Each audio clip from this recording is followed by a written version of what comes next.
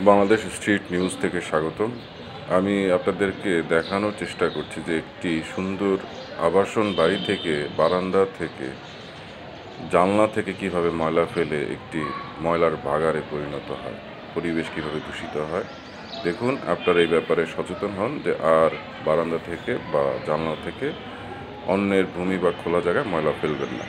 তাতে করে ডেঙ্গু এবং অন্যান্য মহামারীর রোগের কারণ হয়ে দাঁড়ায়। ধন্যবাদ সবাইকে।